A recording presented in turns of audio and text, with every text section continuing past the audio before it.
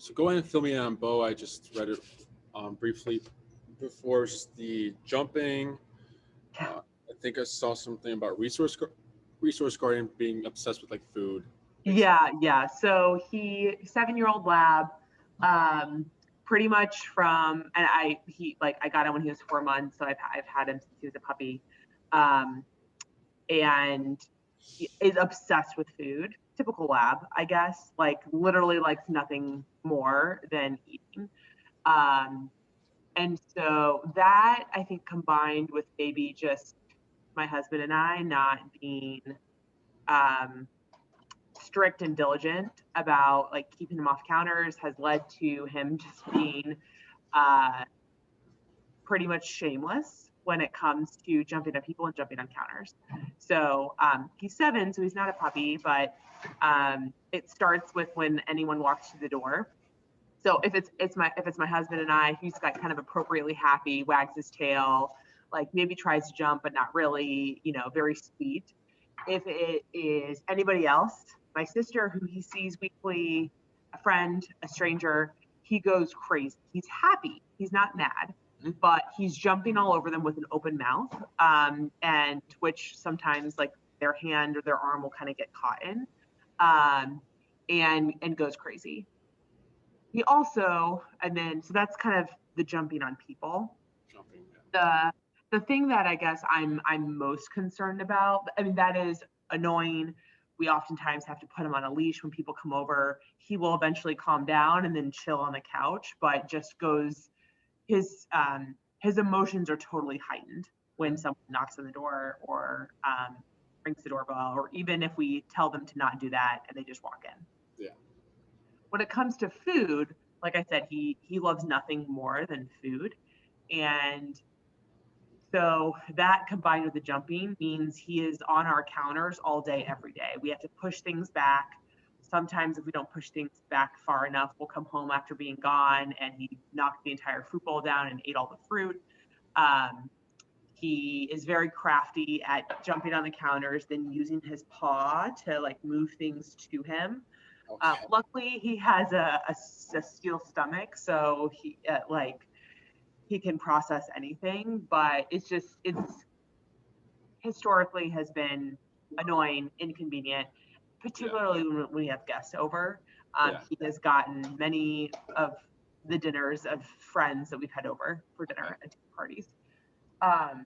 It's becoming more of an issue. So we have a 9-month-old son, and he's starting to eat food. And we've noticed that Beau, right here. Hey, Beau. Hi. Where's the food? Yeah.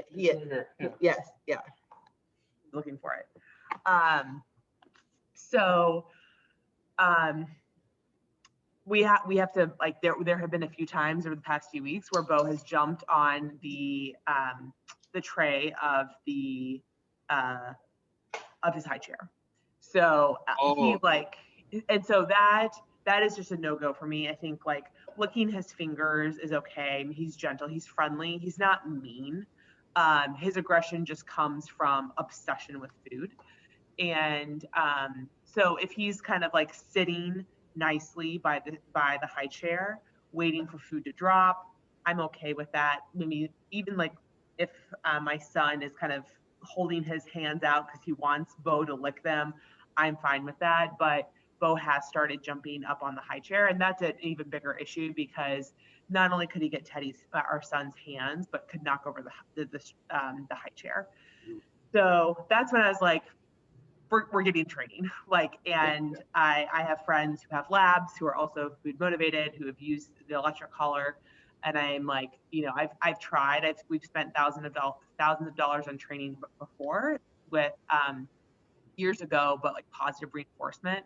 And it was, I was working with him an hour every day and using the clicker and giving him a treat. But when it comes to food at our house, he's like, you're not here, or you're in the other room. There's food on the counter. Like, any positive reinforcement isn't going to be, an entire plate of chicken. It's going to be a single treat. So I'm going to jump up and get it. So that's kind of where we are. Once he gets food in his mouth, then that's kind of where the aggression kicks in, and it is very hard to get it out. So, and this is where I think an electric collar can also be helpful, because at that point in time, it's not like I'm going to eat the food, but there are times where he gets something in his mouth that could be very hurtful to him. So, for example, a few weeks ago, we made carnitas, and there was foil on top of the pan. So, I mean, this is meat that has been cooking all day. It smells like heaven to him.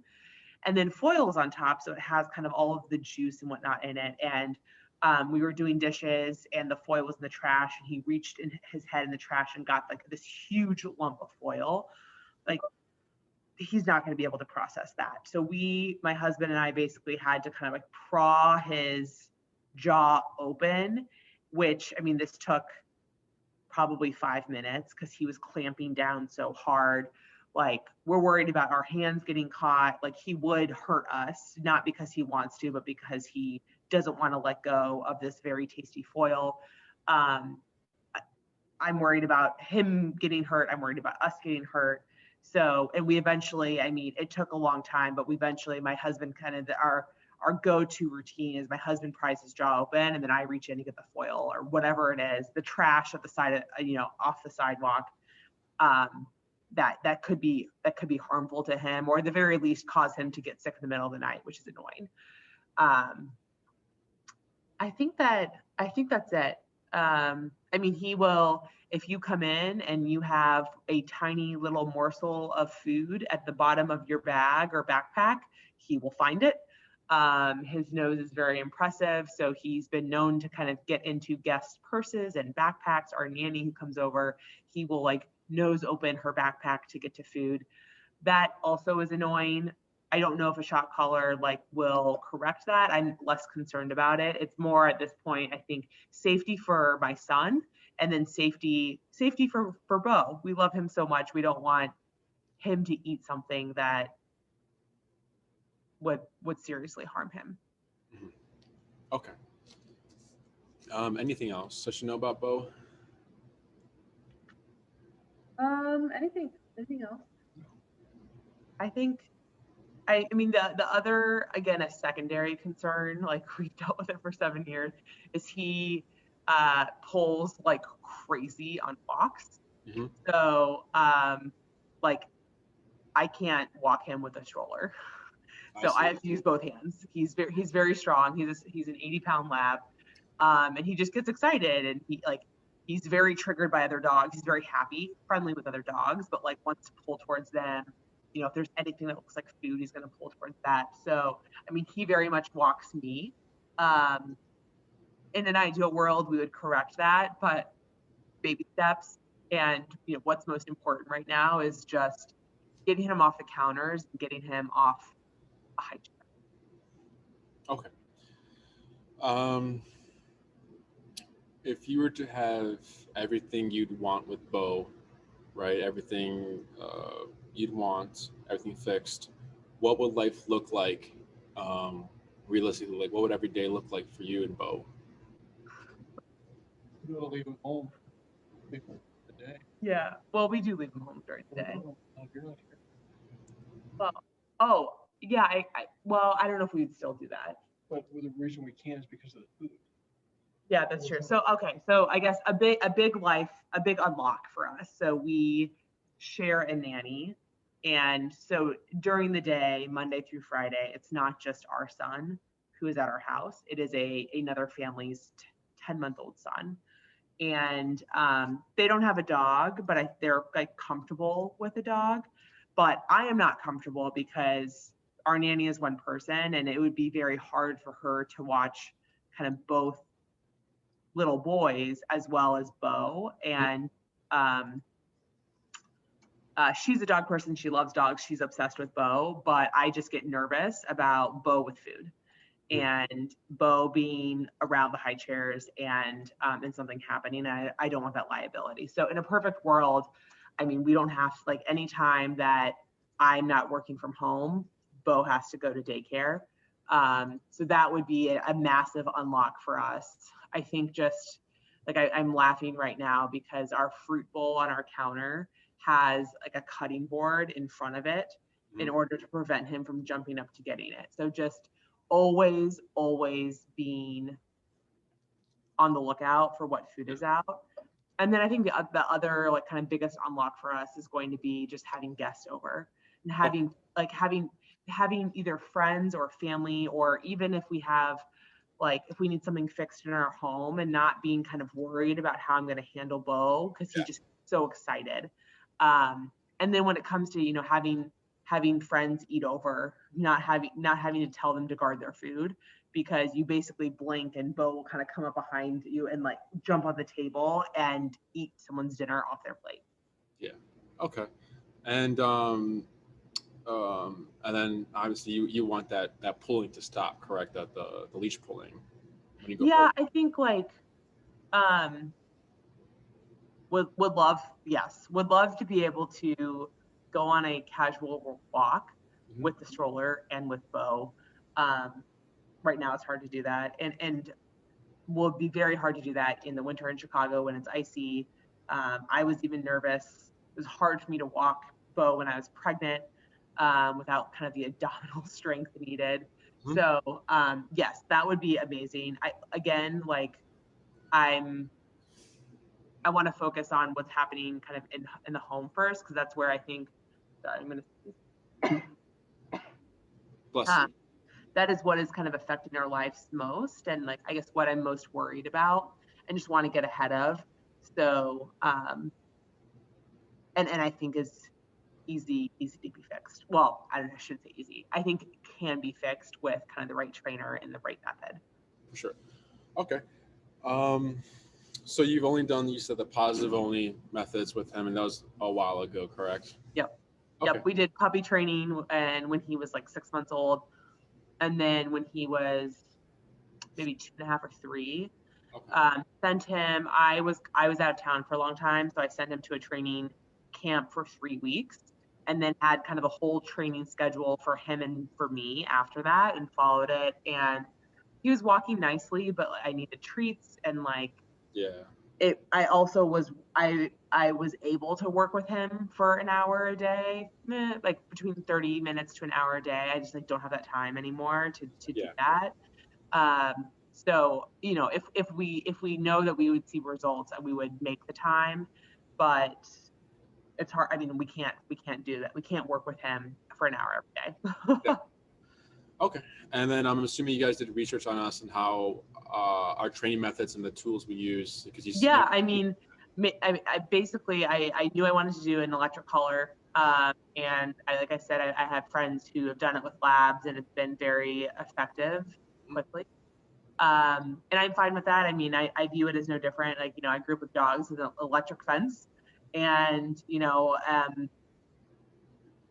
I am under the, and maybe you kind of correct me if this is not how you guys work, but I'm hoping we get to a place too where it's not like you have to use it every day.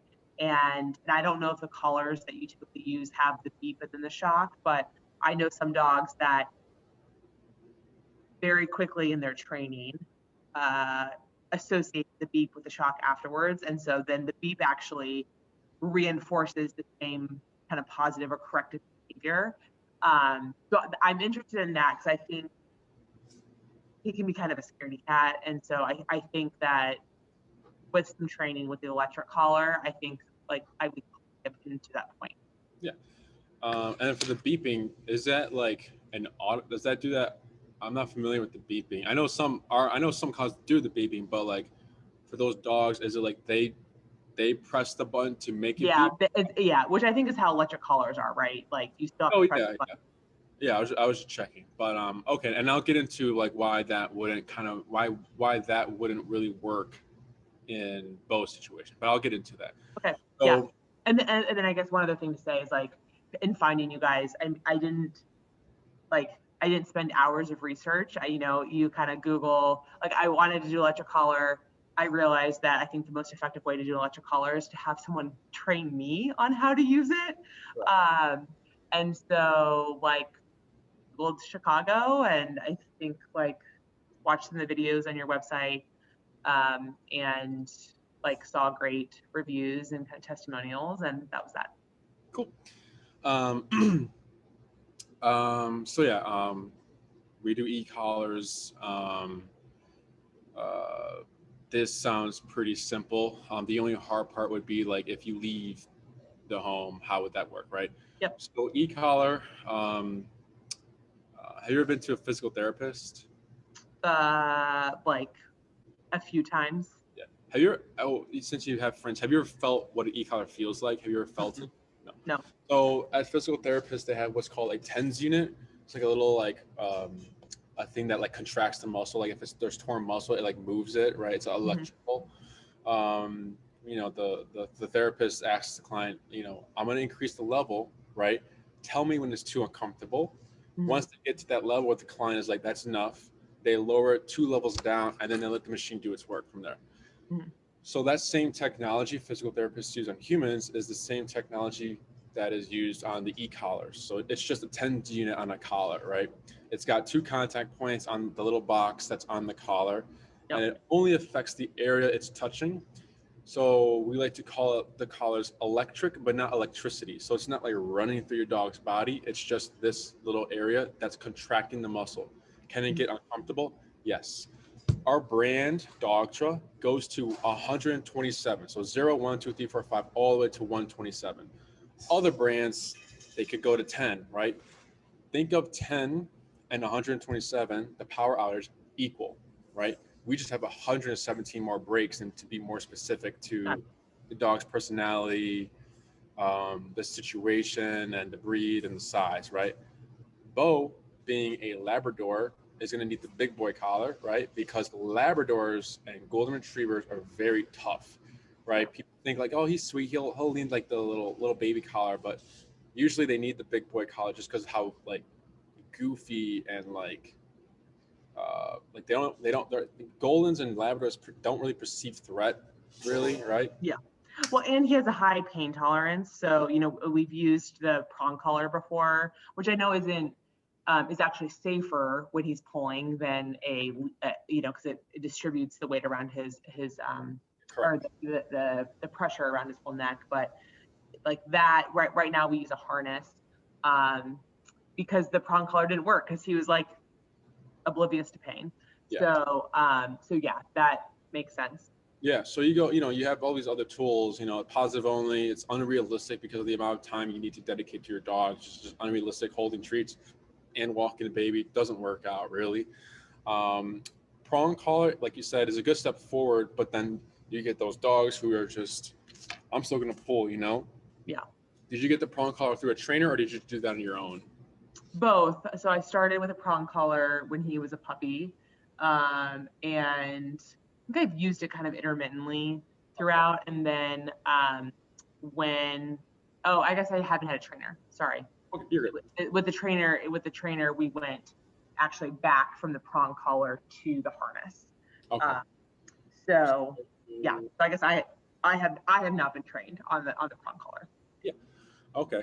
So like I said, prong collar is a good step forward because you can now correct behaviors, right? It's physical. You know, if they pull, it closes, and it provides like consequence for actions, right? Dogs are physical animals. You know, they deal with things through their mouth. So if like a dog was going to mount Beau and Beau is uncomfortable, Beau will most likely snap, or I mean, him being a Labrador already, he probably wouldn't care. But other dogs will, like, you know, give consequence for actions just like within a split second, right? Then you have the harness. So the harness actually promotes pulling. So Huskies use harnesses. They use harnesses in protection training. So in protection training, handler has the dog on a harness, right? And then there's the aggressor across. They pull and release because dogs have opposition reflex. So once you pull Beau on that harness, you're making him want to pull even more. So when you pull back, he wants to go forward. When you pull left, he wants to go right. When you pull right, he wants to go left, right? So that pulling back and releasing is creating frustration because this is like negative pressure. It's uncomfortable. It's annoying for dogs. So the protection training, we're pulling and we're pulling and we're pulling. We're getting the dog annoyed, and they want to go with more. and then we just let them go and they just go and like do the bite, whatever, right? So we don't recommend harnesses for training, and then just in general, you know, for dogs, because you know you'll still see like those advertisements that says a no pull harness, but it's an oxymoron because they're meant for pulling. So I'd either, you can revisit the prong for training when we start, or you can try a flat collar. What kind of, do you remember the brand of prong collar you ended up purchasing, or what store you bought it from? My original one was not bought at like Petco or anything. It was, I think it was a well-known brand. My mom bought it for me. Okay. So you want to get the brand. I'll include it in like the follow-up email I send of this. It's called Hermspringer, right? Oh yes, that's the one that I had. So we nice. may even still have it. I don't know if it's the right size, like size prong, but yeah, that is the one. Cool. Just for control, you know, it'll give you more control in emergency situations. If he's not caring about it, you know, we can see through the training how it works. Okay. So e-collar. Okay, so pros and cons for prong is, you know, as you noticed, doesn't work sometimes. You take the leash off, there's no way that you can kind of control Beau because there's no leash, right? E-collar can become stronger than prong, because prong, let's say your hardest like leash pop correction for Beau is like a 7, and then he's at like a 10, right? You're never going to override the brain of excitement. You're never going to stop that, you know, him wanting to go at a dog or like, you know, play with a dog. You're never going to override that. But e-collar you can, because it's stronger. It has more power behind it, right? You're going to need more power to kind of override the brain in that moment, especially since he's a lab. He's like really like, you know, far gone, that the prong collar has no effect on him, right? He's pretty tough. Where was I going with this? So e-collar gets us to 90 or even close to 100% of reliable obedience. It stops behaviors as well. Reasons why we get so much success is because it's physical. It's like, you know, it's touching them. It's like almost we're biting back at Beau. Like, you don't, like, you know, he wants to bite the food, we're gonna bite back, say no, you're not gonna bite the food or whatever like that, you know. And then so we would need to teach Beau how e-collar works, right? The first exercise we would teach him is called the heel command. Heel is like the walking command, right? Heel for us is walk with me, stay with me, sit when I stop. If you take 5 steps with Beau, Beau takes 5 steps. If you take 10, Beau takes 10. If you come to a stop on your walk, Beau's to automatically sit by your side, no words said. His right shoulder glued to your left leg if you're walking on the left side, right? This is all done with a slack leash, right? Loose leash walking. And in any environment, he's expected to have that much focus on your walks, right? So once we teach him this walk, he's already learned, okay, this goes off at certain times, but then when I make this decision, it turns off. So I'm the one in control of this. So once he realizes how it works, that he's the one in control of the e-collar when it goes on and off, then we can move on to correcting behaviors inside the home. Okay. Such as the counter surfing, digging in the trash, grabbing food, guests walking in, he's jumping on them, being very mouthy, and just controlling his energy as a whole, right? And then, does that make sense? Why we would? I know some, because you know, there's like obedience and there's behavior. Do you know the difference between the two? I mean, I guess obedience would encompass behavior, because if he's obedient, then he's always following me, and like, I don't know. I guess the definition for this. So I will look to you for the definition of each. So you were correct, because you're incorrect and correct. But you're correct for our method. That's why we teach heel. Because imagine if Beau has that much focus, right? He needs to be, if the command heel is that strict, then Beau has to be focused, right? If he's so focused, then he's not going to care about the dogs walking past him, right? But then owners are like, you know, why would I have to teach my dog how to walk if I'm trying to, you know, stop the pulling, or not stop the pulling, but stop the barking at other dogs, right? I'm not saying Beau barks, but just an example. Yeah. is because of the way we teach heal, right? So obedience is like, for humans, think of it as like math, science, English, social studies. Behavior is like don't lie, don't steal, don't cheat, right? You can have a bad student, right, who gets poor grades, but they're a good person, right? Or you can get a good person and then just a bad student, right? They don't connect. You don't teach a murderer, right, how to do math problems so he can be a better person. They don't connect, right? Same thing for dogs.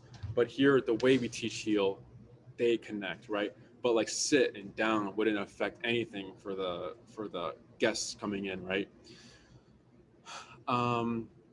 So once we've taught him how e-collar works, we can move on to the behaviors and like the jumping and everything. So Jesse had a client where this dog was really super obsessed with going to the garbage can. And the owner was using the e-collar to address it, right? The dog ended up still going to the garbage can, even though the owner was, she ended up like, slowly going up every single time, right? She ended up on the maximum level, 127. And then dog was still doing it. She's like, Jesse, why is this still happening? Is because it's worth it. Sometimes dogs think it's worth getting hit with that much power to get into the garbage can. So then that's where we take different approaches of like, okay, if he's in the garbage can, it's already too late, right? There's no point. We have to try to catch it earlier so that there is no even thought about going to the garbage can. So for Beau, it most likely will be that same thing that like you might see him like, I'm gonna take the hit, I'm just gonna do it, get away with it right away as fast as I can, right? So then we can also go with like, changing how we correct it, or maybe even creating like you don't enter the kitchen at all now. You're just not in the kitchen. And then we can create like a boundary with the e-collar, right? So that he just doesn't come in the kitchen. Or, if there's food out, if he sees food, he is to automatically just completely disengage and go somewhere else when the food comes out, right? So there's a lot of things we can cause for Beau, or like change, like it's, that's how resource guarding works. And it's good to teach the dog out, right? But the beeping, right? So for behaviors, we have control and elimination. I'll use the barking for example, right? Owners like when dogs bark at the door or at the window because it provides like a security, right? But sometimes owners want it gone. They don't want any barking because they live in like an apartment and they can't have like the noise complaints, So we have to control it. We add a cue, then we correct. To eliminate, there's no cue. We just correct because it's like dogs. Like, you're gonna do this, you get this. No warnings, nothing. You're just gonna get it. With the beeping is technically a warning. So that means you would have to beep every single time, right? And then correct if he doesn't listen. Versus just correcting so that there's no second chance or giving him the chance to make the right choice, because he's not, because it's such an obsession, right? So it's to eliminate it. We want to eliminate this, right? We don't want to control it. We don't want to be like, yeah, you can jump on the counter today. It's just no more, right? So that's where we kind of go with the stimulation of the e-collar, because our e-collars don't have the beeping. It has stimulation and then a vibration function. We don't use the vibrate either. That's mostly like for like deaf dogs who need that signal or that warning. Does all this make sense, or do you have any questions? No, I don't. No. A common question is, will my dog have to wear this e-collar all the time, or how does that work, or does it come off once we're done training? On walks, it'd be on, since we can't predict what's going to happen on these walks. So let's say you're walking, with Beau, and then you're walking by a busy street, and like, let's say a car crash happens, right? Beau gets freaked out. Since he's a lab, he is strong. He bolts, right? And then sometimes there's been horror stories where like owners get pulled down to the ground and like they hurt themselves and the dog's just gone, right? No Beau come or no, treats or anything like that is gonna make him return. It's just overriding his flight mode. So when dogs are in flight mode, they're thinking kill or be killed. So you need to override that mindset, and that's going to take a lot of power, right? So it'd be on just because we can't predict what's going to happen on these walks. Are you going to be pressing that button all the time? You shouldn't be after training, because he already knows, right? If you're still pressing that button a lot, that means there's something wrong with the training, or like something's not going right, right? So like, you know, me, Jesse, and like most of the trainers here of our dogs, we only like press the button maybe like once a month if we're just doing a casual walk. You know, it's nothing really happens with the e-collar. It's just there for emergencies. Now in the home, since you're having these issues, it might be on to create these boundaries. And once he realizes these boundaries, then we'll see how it goes, because all dogs are different, you know. Some dogs, you take the e-collar off, they're back to their old ways, right? Has nothing to do with the training, has nothing to do with the way you guys practice. It's called opportunistic behavior. So it's similar to like, you know, do you drive on the highway? Yeah. Do you go the speed limit? No. But what happens when you see a squad car? Yeah. You Exactly. pump brake. Exactly. Yeah. Yes. So Jesse likes to call the e-collar a cop on a collar. Once it's there, they know to behave. Once it's removed, they kind of realize, oh, if I get away with this, will I still get corrected? We'll give you other methods and ways to address certain behaviors without the e-collar, right? So just so you're not so reliant on it in the home. Let's say, you know, he's really good with the counter serving. He's good not eating food, but then the guests, right? How that would work is, you know, we would have a session with that. So right, so there would be a session focusing on guests coming in. But then let's say you realize he just needs that. You just need the collar on when they arrive. Yeah. So 30 minutes prior, collar them up, address whatever that needs to be addressed with the guests coming in. And then if you find that he's fine in the home, right, there's no use of the e-collar after that, then you can take it off and then he can just hang out, right? Yep. Any questions so far? Nope, all makes sense. And you know, if I were to guess, my Beau is pretty opportunistic in, at least just in crafty ways to get food. So I wouldn't be surprised if he's opportunistic when it comes to seeking out food when the e-collar's off. Yeah, and then we'll give you other ways to address these certain behaviors as well. So you're not, like I said, so like you're not so reliant on the e-collar. Obviously, you know, there are owners out there who keep it on all day because they're elderly. They can't really, you know, because there's one dog who would grab anything they can. Like it wasn't even food, it was everything, like keys, socks, there's a whole bunch of stuff. And they couldn't keep chasing their dog because they're elder, right? They're too old. So then they just keep the e-collar on all day. And then if the dog ended up, you know, going back to their old ways, they just got to press a button and that's all. It saves them a bunch of time and effort, and just it's really good for them. So you're more than welcome to do that as well. Obviously with the e-collars, 2 contact points in one place for a long time can create sores. Has nothing to do with the stimulation going to the dog. It's just, like I said, 2 metal probes stuck here, right, for a long time. You want to rotate it. And if you're trying to have it for longer wear, they sell comfort pads so that you can have it for a longer period of time if that's the case, right? He's also 7 years old, and has he been doing this for how long? Has he been doing the food stuff and everything? It's been getting worse. I mean, yeah, it's gotten worse in the past probably 2 years. So we're going to. So when did it start? It's been forever. It's been forever.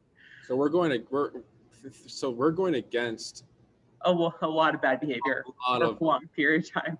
Exactly. So so just keep that in mind, you know.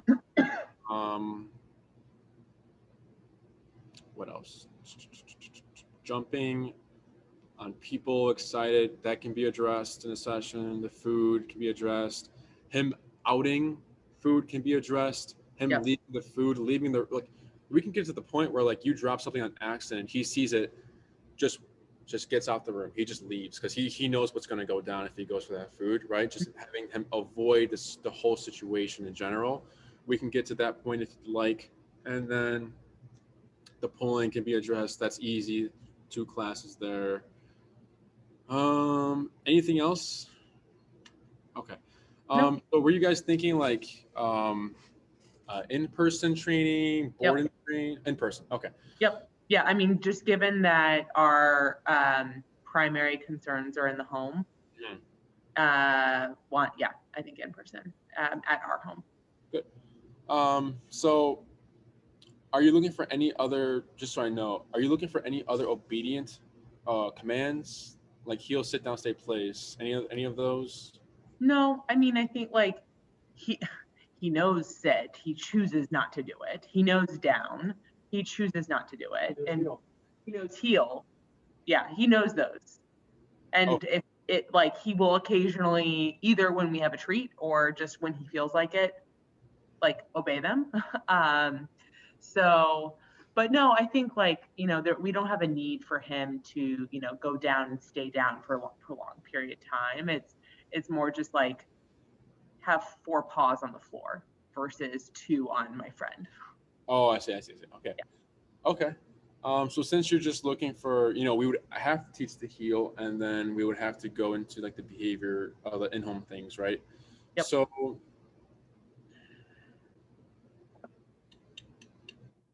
for the in-persons, we have the 3-week program. Mm-hmm. So it'd be, since you're not really focused on heel, right? That's not your biggest concern. Yep. We can do 1 class on the walking command, right? Because since that's not your focus, we can give you enough knowledge to just address the walking, right? And then the next 2 classes could be in the home. Okay. Or the next program is 6-week, 2 classes on heel, and then you have 4 classes left, right? 2 could be and these 4 can be in home, right? And then if you're wanting recall, let's say it's going good, right? You have like an extra class or something to kind of do another command like a recall. But you know, if you're not interested in any of those commands, then we don't have to teach you them, right? So trying to think.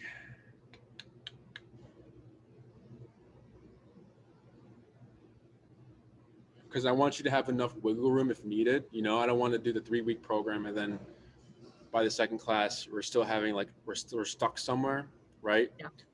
I mean, I question for you, is there an option to start with 3 and then add on 3 more? Like even just to see how the first one goes, you know, like because I know the 6-week program in home is 1,200 or 1,275 or something. And so, you know, if he responds very quickly and I only need the 3-week session, that's great. So, I mean, if there's a way to kind of be flexible and get the 3 weeks and then like even just seeing how the first session goes, I'd imagine we'd be able to kind of have a good guess on whether we will need only 2 more sessions or probably need 5. Yeah. Okay. Yeah, we can do the 3 and then you can add another 3 as well. That works. Or you can add a 1 class, right? If we're like, okay, we just need 1 more, we can add 1 class. Yep. What else? So yeah, since it'll be in home, like you said, there's different prices. There's like because we're operating at Oz Park or the facility, right? So since and we live very close to Oz Park, so for the kind of the first class can meet there. Yeah, the first class could be in Oz. Okay, yeah, that works. How far are you from Oz? Like a 10-minute walk or less. Oh, nice. Okay. Yeah. That sounds good. So yeah, first class could be at Oz. Get him to understand what e-collar is. Sometimes heel fixes certain things. So like, you know, dogs who have overstimulation issues or overstimulated overstimulation is when like you go for a walk, they're kind of all over the place, right? Yep, that's Beau. Yeah. And then you come home after like, you know, wow, we did a long walk. Hopefully he's tired. Then he's not tired. That's overstimulation. It's like they don't have a turn off, right? So once we teach the heel, overstimulation tends to just go away because we're giving them so much mental focus on being here, right? Mm-hmm. Once they have that much focus, there's so much work in the brain that they come home knocked out. Because I was like, Jesus, like that was a lot of focus, right? It was a lot. So sometimes behaviors can fix themselves. You know, he can be overall like a calm dog after we applied the correct way. After we apply discipline in his life, right? That the discipline that's actually getting to his head, right? Not like the prong that he's just like, oh, it's just a broncollie, whatever, you know.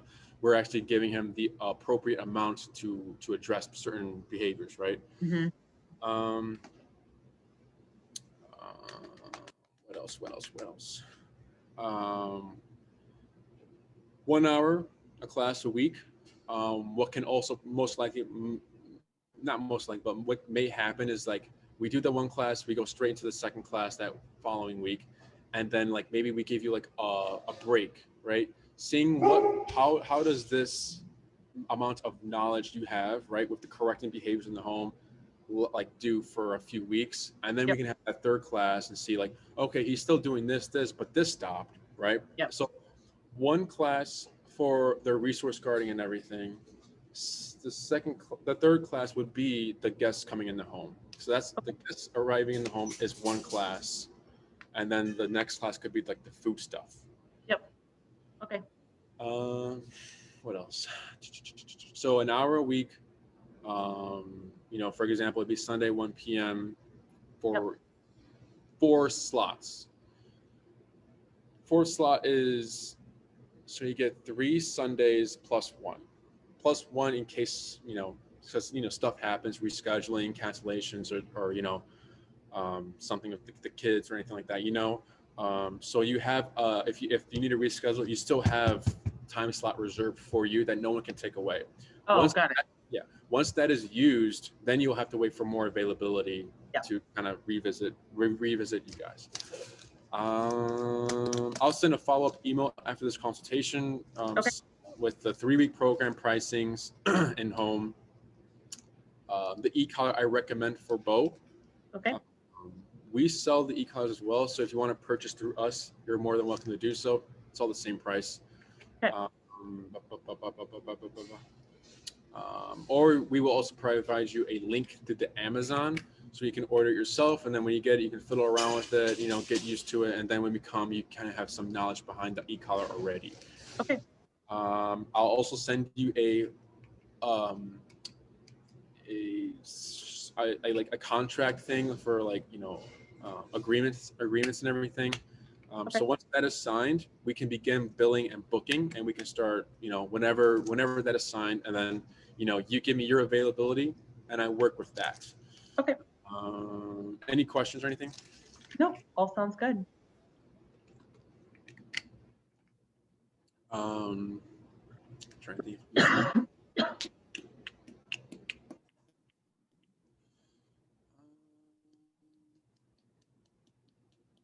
Oh, for the resource guarding or the you know, like the food stuff, has he ever like guarded it? Like, has he ever showed like, you know, has he ever growled, bit someone? He's just like, I want it. That's it. Yeah, I mean, he'll run away and then he'll clamp down. But yeah, and he's never snapped at a person or another dog. When like if they're like my parents have dogs, my sister has a dog. Like he doesn't try to eat their food, or if like the other dog kind of sniffing around, he won't snap.